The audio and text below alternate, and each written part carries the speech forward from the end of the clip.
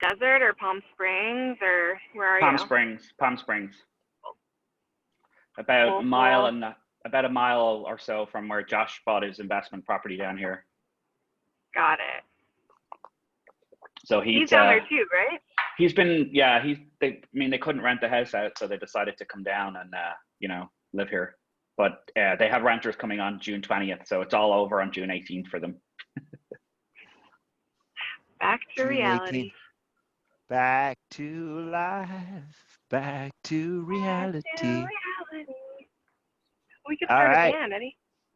I could try, but let me see. We are add title.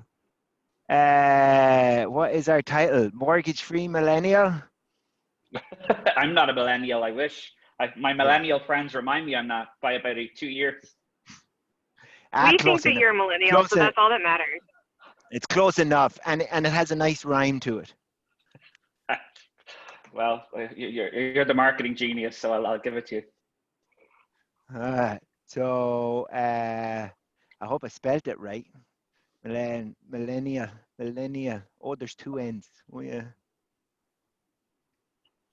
All right. So we are.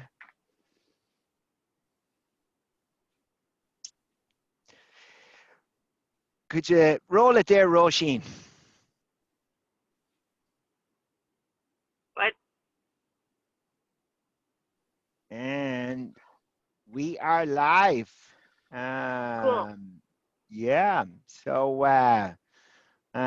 here we are today on a beautiful sunny June day, and we're talking to our hero, how to get on the path to being a mortgage-free millennial. It takes some strategy, some hard work, a lot of hard work, and patience, and our Good guest resources. and good resources, and a team to bring it all together. And our hero, our guest today, the man who has done this, has done it, and has laid the path, and can talk about his experience and everything today, is Alexis McNean. How are you, Alexis? Good. Yeah. And where are you speaking to us from today? I'm currently down in Palm Springs, hiding away from the pandemic here. And in the heat, Yes. yes, low occurrences in really hot temperatures. Hopefully that's true.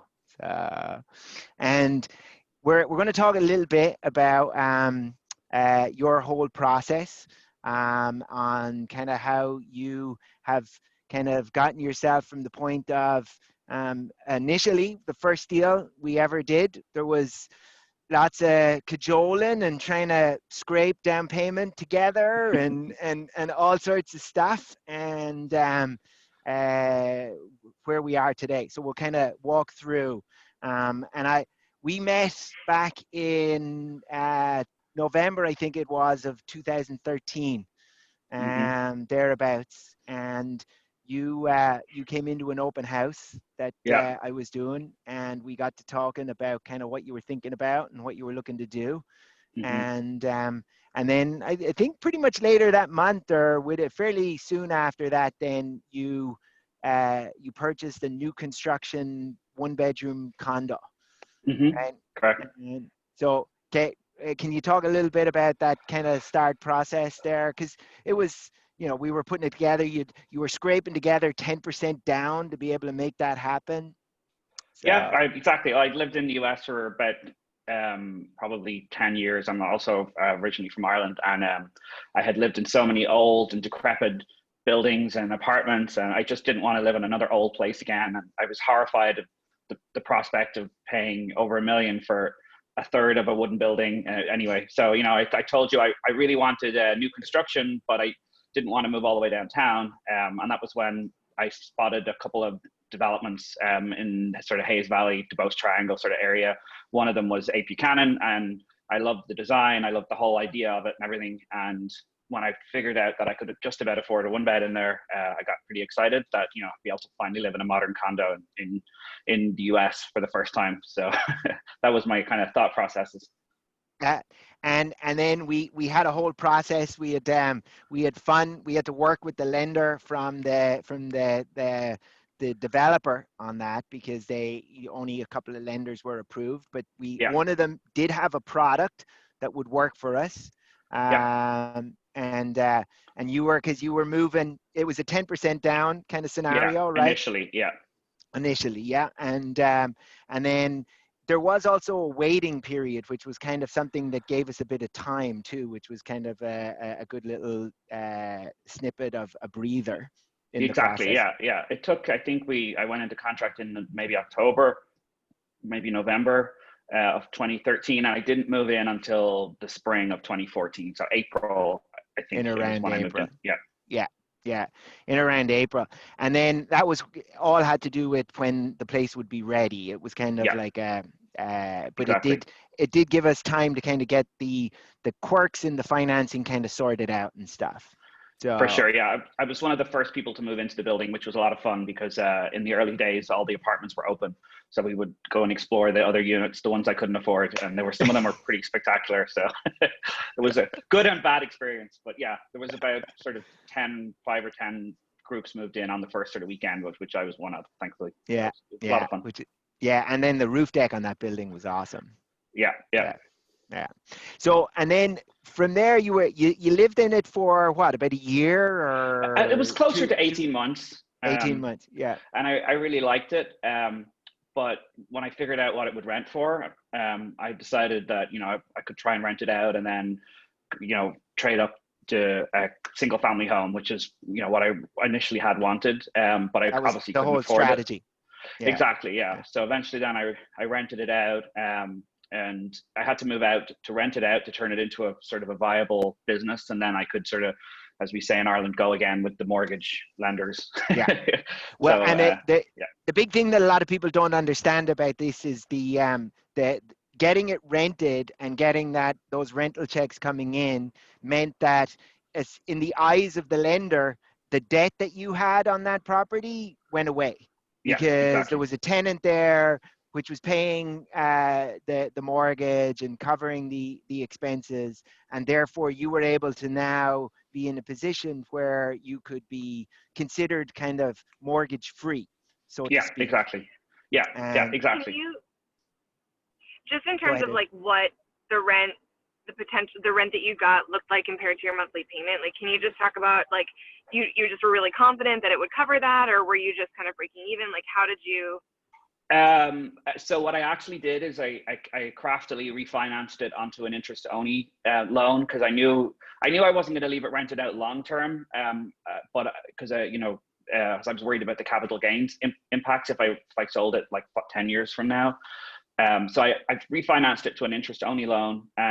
So, you know, it was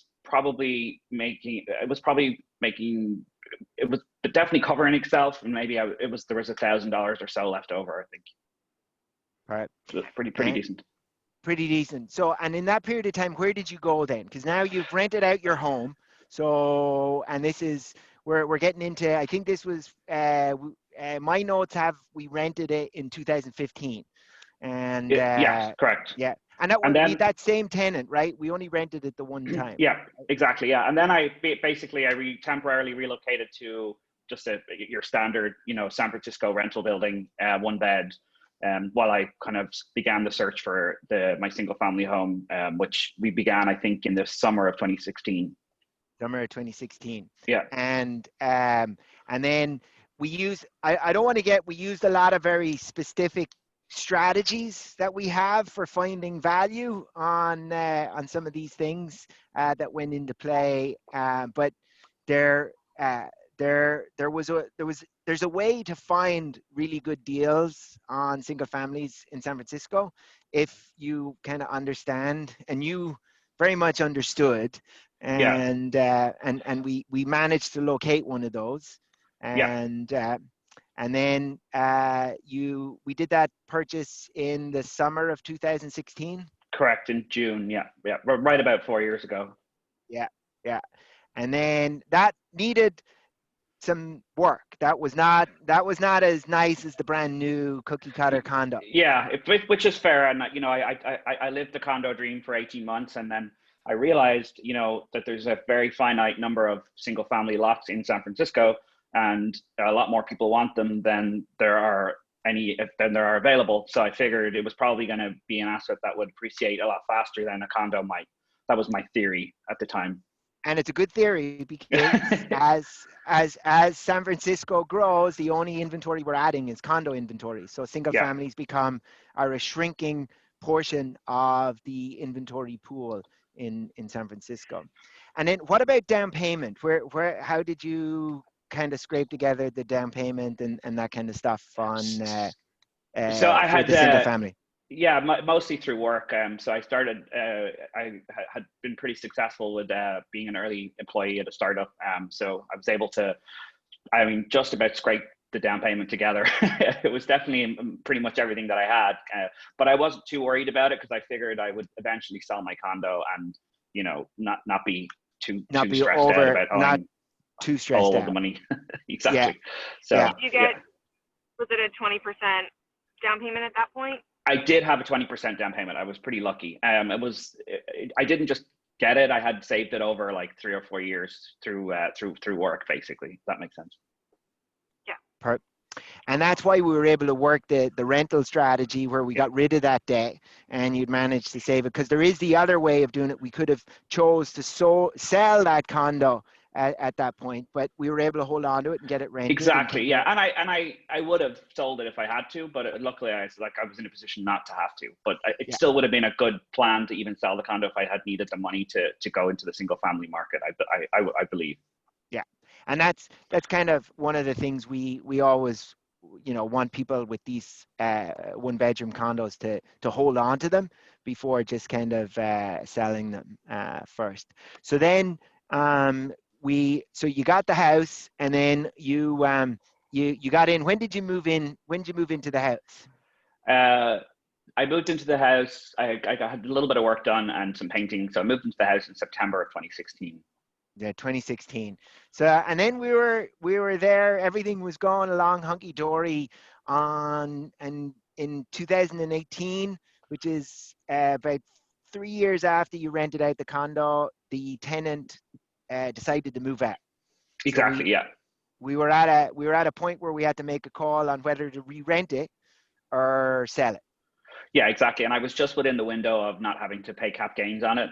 So if I had rented it out, it would have turned into a fully fledged rental business. And then if I had sold it down the road, I would have had to have paid capital gains. So I just kind of grabbed that opportunity because I figured I had to make a decision. So yeah.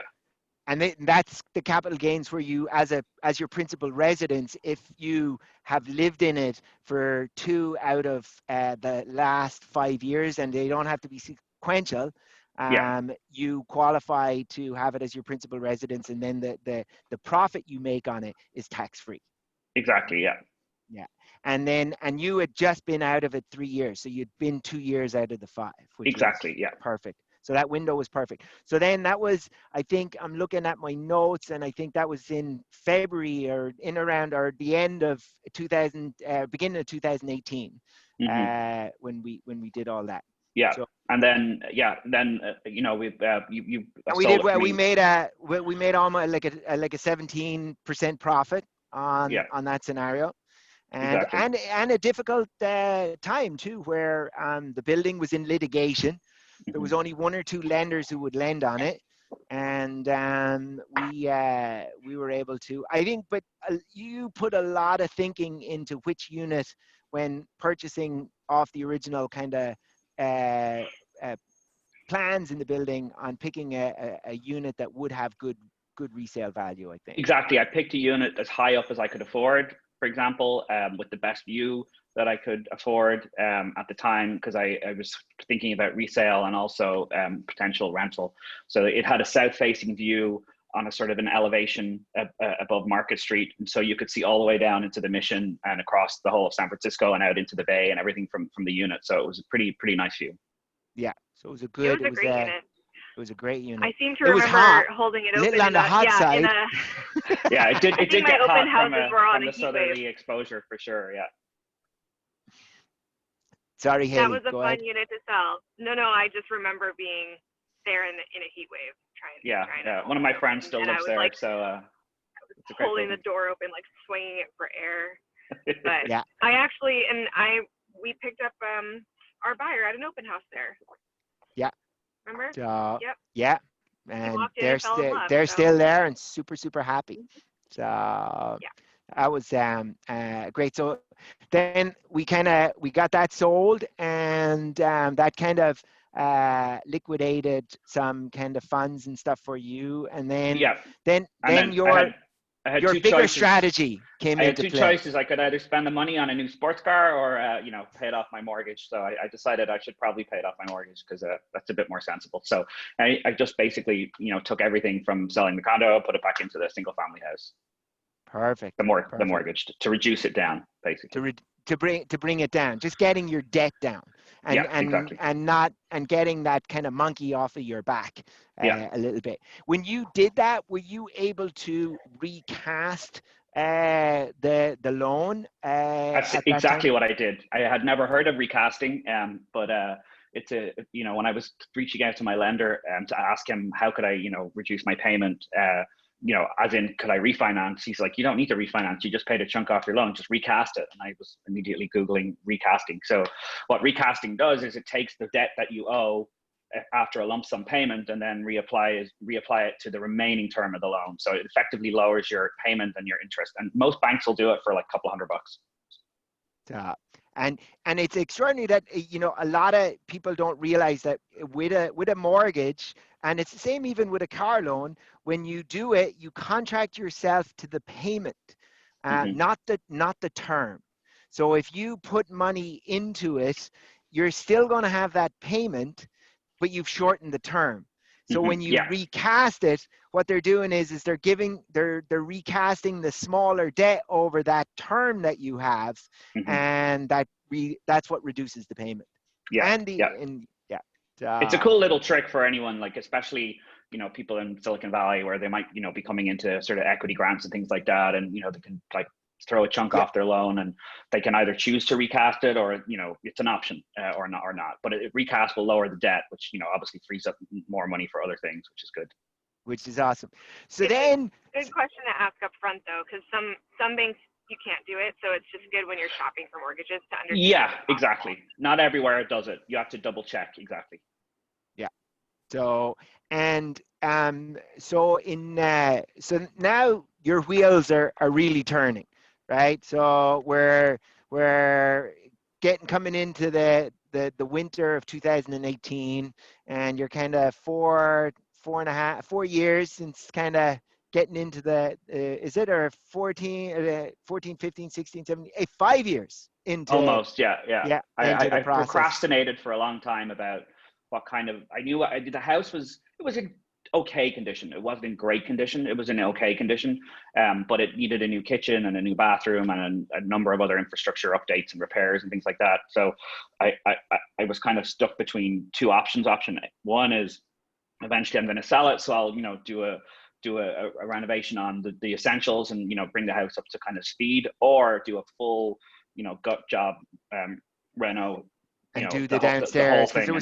There was big expansion potential in the downstairs of the property. Exactly. So I procrastinated about the two options, and in the end, I decided to go with doing the sort of the more basic renovation, because I decided I was going to sell it and move out of the Bay Area. Move out. And that's kind of where we kind of came into 2019. We kind of came into that kind of thinking and that process. And what was the motivation to kind of your next chapter was, I think a big player in that scenario. I mean, as most people who probably have bought or considering buying in San Francisco, I'm sure they've spent time looking in at real estate in their home states or their home cities, and I've spent a lot of time looking at real estate in other parts of the country, and it just baffled me how San Francisco is so expensive for what you got versus, you know, out of San Francisco. So I started to think about, you know, my job, which is I work in software, so I can work remotely. So I started to factor in working remotely and being able to like sell the house and potentially buy, you know, buy a place without a mortgage, and also work in a state with no income tax. So that was my sort of thinking and my strategy. Yeah. So we decided to, you know, sell it. And what you're limited on the number of states that you can choose for that kind of a scenario. Exactly. So how did you narrow it down then to? I mean, I wanted to be back on the East Coast, and I also don't like the cold. So so I kind of centered in on buying a condo in Miami. That was my thinking. Miami. Wow. Yeah. So so currently so that was the plan. Yeah. Go to Miami, sell San Francisco, and then you get what for your money in Miami. It's amazing. It's about you get incredible. What you would get for a condo in San Francisco for say 2 to 2.3 million, you would get for about a third that price in the Miami real estate right now market, because it's they unfortunately fortunately they overbuilt a ton of housing, and shockingly the prices of all the condos started to drop. So it's actually a pretty good deal to buy there right now as the inventory's filling up. Because of supply. Exactly. At the end of the day, it comes down to supply. And so so we have this plan. We're like, okay, we'll sell the single family here in San Francisco, but it did need you had to put in a bit of sweat equity. It needed new kitchen, new bathroom, and new windows and that kind of stuff. Yeah. So I started by moving out of the house in I think the first week of January. I started staying with some friends and traveling a little. And then the work began in sort of late January, early February. So I basically had moved out of the house in January, and the work wrapped up right around the end of February. And I officially moved out of the house on the 5th of March. And then that was, you know, then all hell broke loose. The world changed. I had planned to take the summer off and travel around Europe, and obviously that couldn't happen. So I had already left my job because I wanted to travel for the summer, and I knew I was moving across the country. So probably in retrospect, I don't think I would have done that, but here we are. So yeah. Well, are you doing some freelance stuff at the moment? Yeah, exactly. Yeah. I'm picking up some freelance work here and there, but I'm trying not to get into anything too serious until I make the move and, you know, get everything sorted out basically. So anyway, the world changes. Did you panic a little bit because we're about to implement? You know, we're going into the final stage of the strategy here. Yeah, so, exactly. I mean, I was kind of, well, why didn't I do it 2 months earlier? And you know, I was kicking myself. And then it's just a matter of it was just a waiting game. You know, we just had to sit and wait and see what was going to happen with the financial markets, the employment, and everything really, you know. So it was definitely a waiting game. So I did some temporary rentals while I was kind of trying to wait it out, basically, including the one down here in Palm Springs. Where you're to keep yourself kind of comfortable and set exactly. up. And then as things started to open up, we brought it on the market, and we being a really good value, clean, well located single family. Exactly. We found a buyer, and we're kind of moving through the process, and with that buyer, and that wraps up in not too distant future on that. And then hopefully. You're making what's the big move? I doubt with your savviness in real estate it will be your final move. But well, that's true. Yeah. Well, I'll want to do. I'll probably the unit's it's in pretty good shape. The one that I'm buying. It's a high rise. It's on the 52nd floor with some spectacular views. 52nd. 52nd. 52nd floor. So wow. different. It's got a view right out across the Atlantic, and it's pretty spectacular. It was the second I walked into those units in the building, they're all the same, you know, all the way down the building. I knew I had to have one of those units, just as, you know, on a higher floor to get the view. So I want to do a little bit of work in there, a little bit of rental work into into hopefully July, well, August and September, just some superficial stuff, updates and things like that before I move in, and then move in later in the year. Hopefully that's the plan. And the key So with you have this made that purchase. Sorry. I'm in contract on it, but obviously I need to sell the house first. I was going to ask. Yeah. So once San Francisco closes, they can proceed to close in Miami. So. Yeah, and it's quite a different process closing when there's no lender involved. It's you just DocuSign a couple of things and wire the money. It's quite strange. Yeah. And no like, notary, nothing. No escrow officer. They're like, no, you just send us the money and we'll DocuSign a couple of things and you're good to go. And you're good to go. Yeah, it's almost like buying a car off it's worth it for that. Basically, yeah. So can I just ask, in terms of your decision to spend money renovating when you left your single family rather than, to make yourself comfortable while you were there and owning it, how did you make that decision? I mean, I knew it had to be done. The house, like it needed the whole kitchen needed to be redone. It needed to be rewired. It was more of it had to be done. I mean, that house would still have sold, but it might have taken longer to sell. That's what Eddie was kind of saying. It'll sell eventually, and it might take longer to sell, and people won't get as excited about a kitchen from 1972 as they will about a new modern kitchen and a bathroom from I don't know when, even earlier.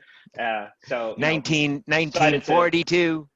We decided to invest some. So I took out a home equity loan actually to do the work. And then we kind of set a budget of what we were going to spend versus what would probably sell for. And then I worked with a great contractor that Eddie introduced me to come in and do all the essential items, get everything fixed up that needed to be done, so that the house would be a more desirable purchase for new buyers, basically.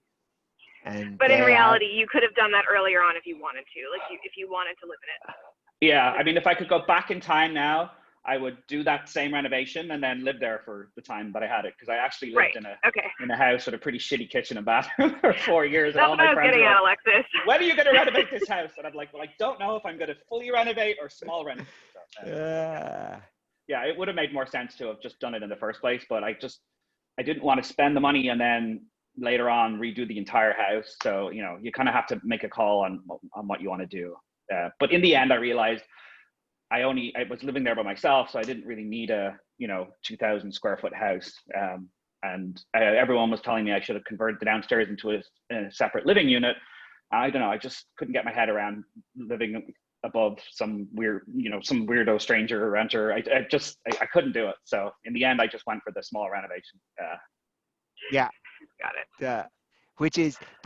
And that was the kind of thing that the beauty of the kind of the choice that you made on that single family was there were so many options. You could have done stuff if you'd wanted to stay there for a long period of time that would have made it that bigger 2,000 square foot kind of house. Yeah, there was quite plenty easily. Of room to do it. Yeah, quite easily without having to deal with the Department of Planning or any of that kind of stuff, because it was all kind of there in the great thing is, the new buyers who are going to buy it, they can opt to either make a bigger house, or they can do a single or a ADU underneath if they really wanted to. They've still got those options, even though we renovated upstairs. Yeah, which is great, and that's kind of what they're super excited about, and kind of it gives them, they're actually coming in and they have a great house that they're going to enjoy and live in with a beautiful kitchen and a beautiful bathroom and stuff that you didn't have, and then kind of make their decisions on when they need a bigger place later in the future. So it's a great option for them. So. And then we're actually in communication. I check in with your agent in Miami. We're actually going to do one of these calls with that agent to talk about anybody who wants to move to Miami. She'd love that. She'd love that. Yeah. Actually, yeah. She's a great agent. I found her by doing YouTube interviews. Sort of, I was looking at different estate agents in Miami, and Miami is a bit of a cross between sort of LA and it's got that kind of finesse about it, and everyone's kind of all well dressed and everything. So I found a lot of the realtor videos just very like staged, and they just look like kind of weird people. And then eventually I came across her YouTube channel, and she's just like just doing Instagram live things from the car and chatting, and very down to earth agent. So I decided to work with her on the purchase over there, and she's been fantastic.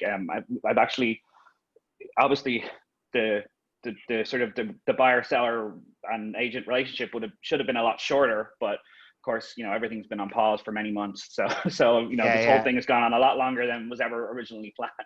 So so I check in with her, and you check in with her too, just to kind of keep the seller over there up to date as to kind of where we are. So I had to get a couple of closing extensions, obviously, because we had to kind of wait it out a bit. But he was also in the same boat too. So thankfully, it's all kind of gone pretty well.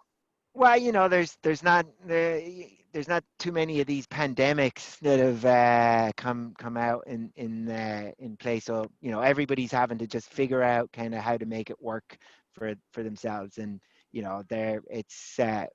found in the beginning it was kind of like, oh my God, what's going to happen? But now as we start to find our feet, and everybody's just kind of getting everything moved forward, which is great. Mm-hmm. Exactly. So that's an amazing journey. Alexis, in like, what's that, 6 years? 6, 7 years, yeah, 6, exactly. 7 years, 6, 7 years. It's amazing. And exactly. You've gotten yourself, and basically you're doing it through kind of what where you live. Now, every now and again, you've made adjustments where you've stayed in other places to kind of make the next move and stuff. But it is from a 1-bedroom condo that you were kind of scraping everything together to be able to make it happen. It was the platform to kind of get started. Yeah, I mean, literally everyone thought I was nuts at the time I bought it because of how much I paid for it, because it was just a 1-bedroom apartment.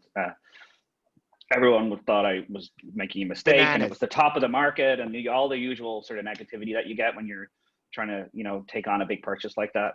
And how did you kind of block that out? Like, what was the kind I guess I said, well, I want to live here. It's going to be probably a long-term investment for me. I'm going to stay living here. It was in Hayes Valley, so great location, close to everything, and I hadn't been long in San Francisco. So, it ticked all the boxes for me personally.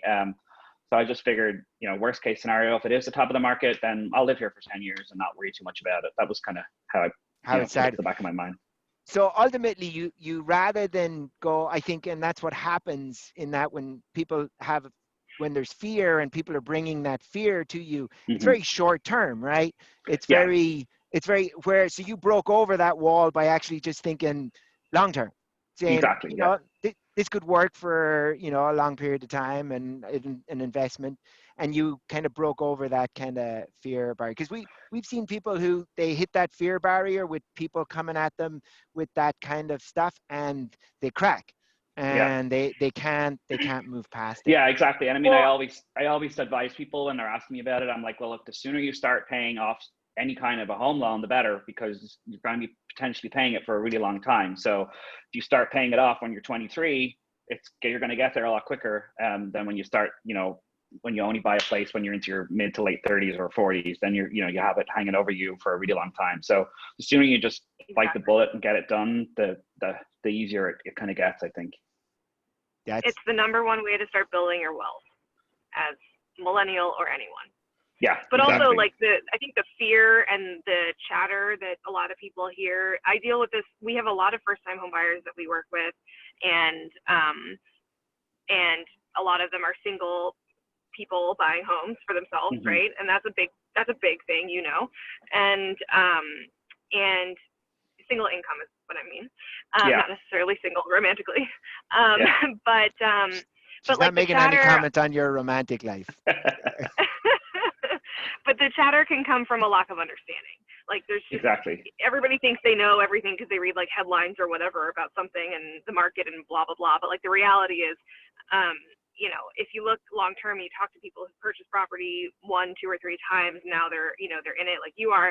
I rarely talk to people or ever who've been like, yeah, I really wish I didn't start that back then. You know what I mean? Like really wish I didn't make that first purchase. Like, you know what I mean? So there's just a lot. It's all about educating yourself, right?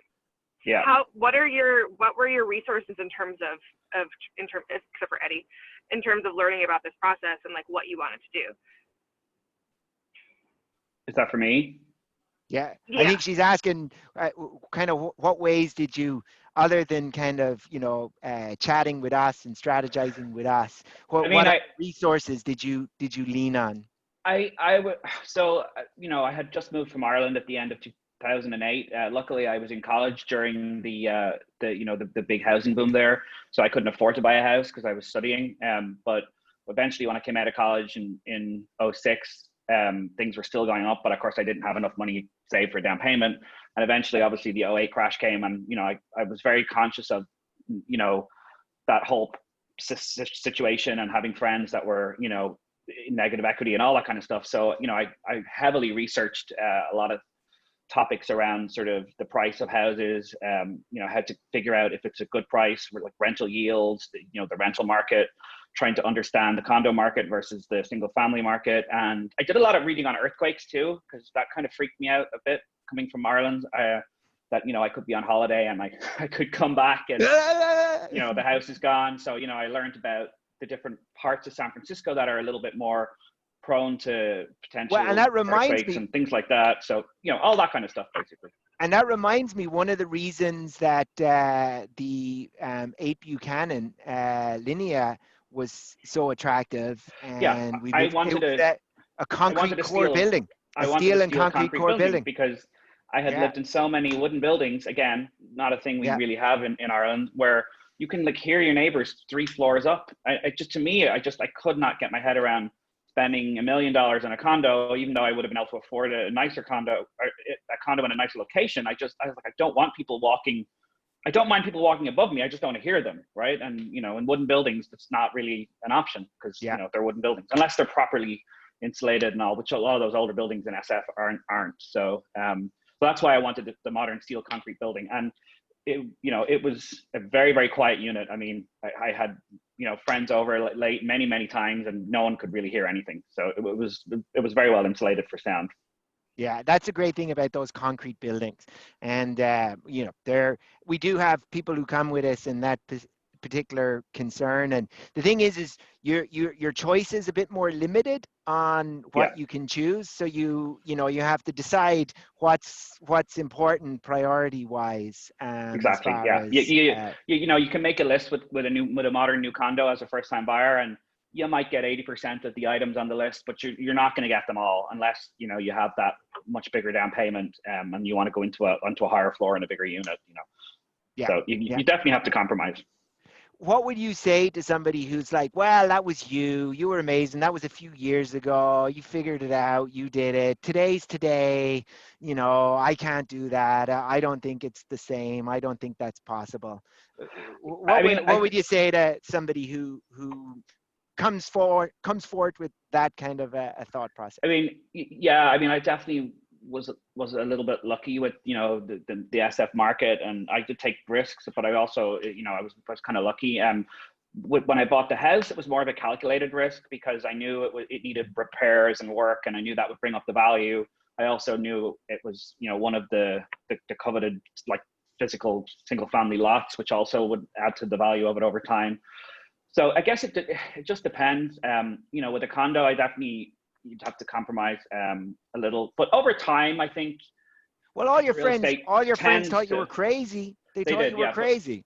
But I looked back at the San Francisco real estate prices over the last 30 years, as well as the interest rates over the last 30 years, and I did all that research. And there are corrections, and they do happen, but it does tend to tick back up again over time. So as long as you're not over leveraged, and you can afford the payments, and you're confident with a short term, exactly. with a short term outlook, over leveraged with a short term outlook. And then the other thing to do is look at calculate the payment versus rent, and see, well, how far off are you, and that's another way to kind of ease your nerves a little. So if you're paying $4,000 for an apartment, you can actually buy a pretty, you could probably get a one bedroom in a number of San Francisco neighborhoods for that kind of an amount of money going out each month. And then obviously you'll factor in the deduction on the mortgage interest and I have one on the market right now. So in the intermission, 2 bedrooms with parking that you can actually own it for less than what you'd rent it for. Exactly. So when you sit down and do the math, and it works from a rental versus buy scenario, I mean, there's no reason not to buy it, you know. And then yes, there could be a correction. I'm not going to say there's not, because no one can say that.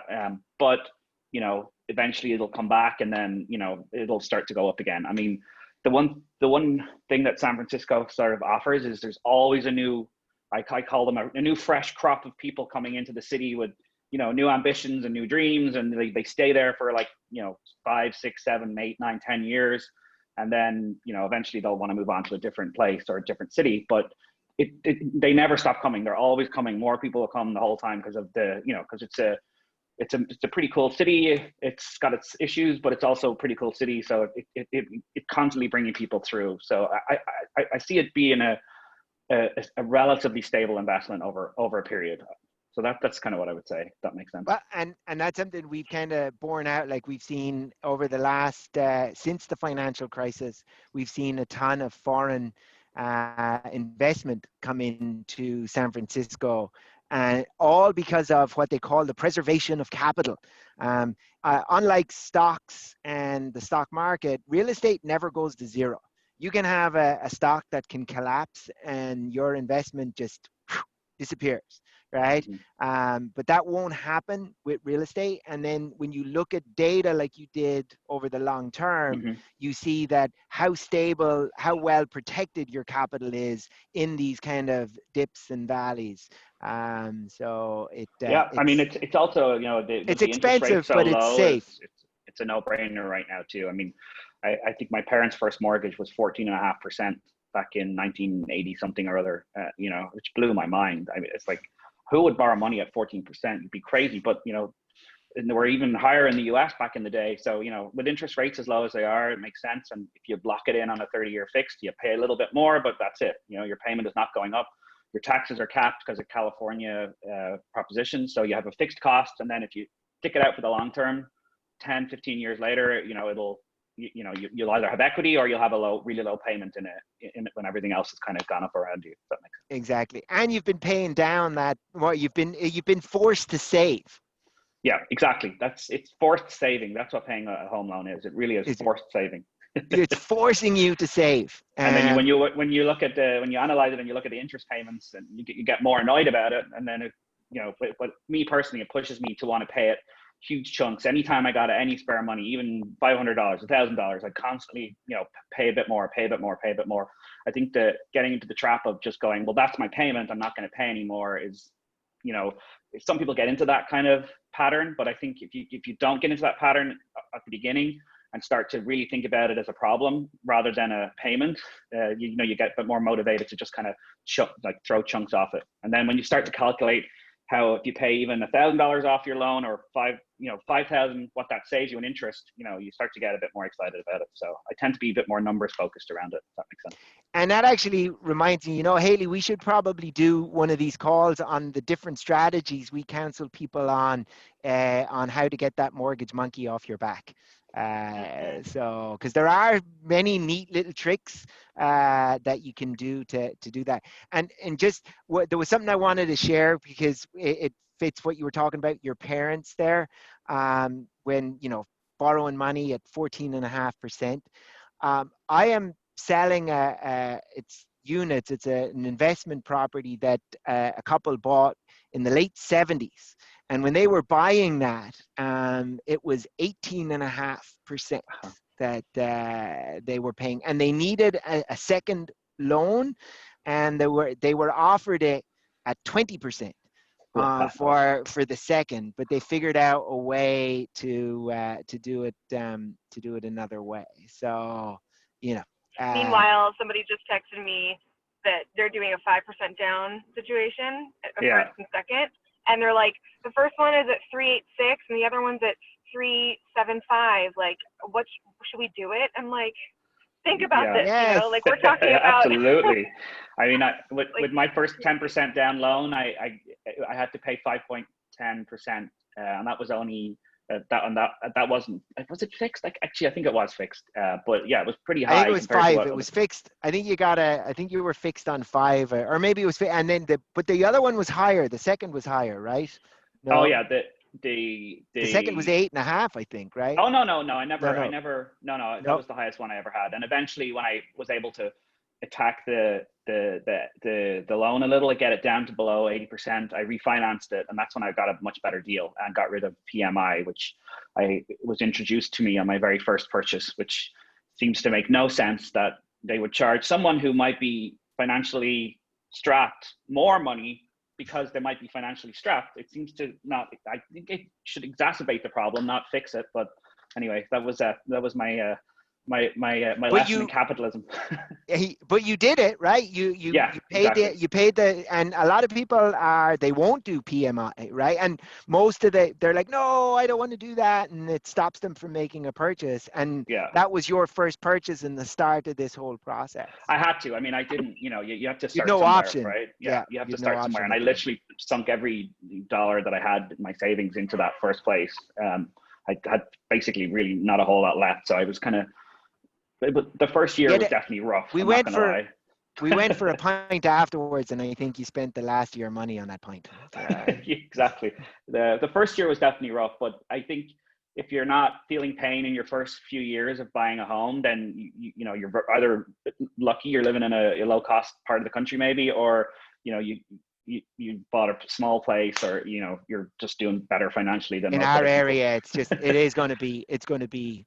It hurts a little in the beginning, but you gotta no pain, no gain. Exactly. Yeah. So, awesome. Well, is there anything that we haven't kind of chatted about or discussed that you'd like to share to somebody who's kind of you 6-7 years ago? Because there's so many people out there who are at the early stages of this thought process. Yeah, and you're like a university being at the you've done a degree and a master's on top, and you're now graduating with your master's. I would say not to be too nervous or be not too afraid about it, especially if there's two income earners going into a deal. It makes a lot of sense. And don't I mean, you're just basically switching. Instead of renting from a landlord, you do kind of rent your house from the bank to some degree. It is a kind of it's very similar, so you shouldn't think of it as much more of like a commitment. And when I got my first loan, I was told, oh, you'll probably only have this loan for 7 years, and I was like, no, I'll never be able to pay this loan off. I'm gonna have this loan for 30 years, but of course I refinanced within 18 months for the first time already. So don't get too fixated on your very first loan. That's another thing, because you can easily figure a way out of it later once you've paid down a bit of equity, or if you come into a bit more money or something like that, you can pay it down. So that's what I would say, basically. Yeah, and it's you have options, whereas with a rental scenario, you just don't have any options. There's no good. Well, this has been amazing, and you're our hero, Alexis. You've been awesome. You've introduced us to so many of your friends over the years as well, which we greatly appreciate. You're awesome. So, well, I mean, there's very little that's going on in San Francisco real estate that you're not aware of. From all the official things to all the unofficial things, which is why I like working with you. We make a good team. It's a team effort, and we make a good team. And you're the one that when the decision needs to be made to take the jump, you go into it with confidence, and exactly. But fear at the same time. But we counsel that you through that, and that's that. I mean, it's definitely not the best time to be thinking about this stuff, but you're still going to need somewhere to live, and you're still probably paying rent, and maybe there's mightn't be as many buyers right now, so maybe as a buyer you might have an edge. Maybe you won't get into a bidding war. So there's lots of reasons why now might be a good time to kind of pull the trigger. And then cheap money. We just we had somebody recently get $1 million loan for less than 3% on a 30-year fixed. That's insane. It's insane. So, anyway, Haley, anything you want to say in closing before we say goodbye to our hero Alexis and our wonderful audience here? No, I'm just so thankful for you coming on, Alexis, and talking about this because, this is the process we try to explain to people all the time, the possibility, and to hear it from, someone who's actually done it is invaluable. So thank you. Yeah, exactly. Yeah. And I mean, you guys are, very knowledgeable about the whole process and everything that goes into it, which helps a lot. I mean, even, when I sold my condo at Eddie, he still brought me in and did the whole sales speech and went through everything formally with me, even though I was like, well, I know exactly what all this stuff is now. So you don't need, but he's like, no, this is the process we follow. And, he still, we still did everything properly and formally. So he's always kind of keeping an eye on that because he knew it was my first time selling. So he wanted to make sure I understood that process because it's a whole different sort of set of complications than buying. That makes sense. It was great. And you were a wonderful student, A plus. You're graduating with honors with your master. Hopefully. Your masters. Yes. This has been tremendous. So, Alexis, thank you. And sure, no problem. Yep, well, maybe we could do like a little follow-up call from the balcony. Hopefully, I will try. And we can raise a glass and we can look at that view. Yes, and sure. Yeah, so let's plan on that. Yeah, all right, for sure. All right, Awesome. Excellent. All right, cheers. Thanks, guys. Thank All right, you. Thanks, Haley. Bye. All right, bye.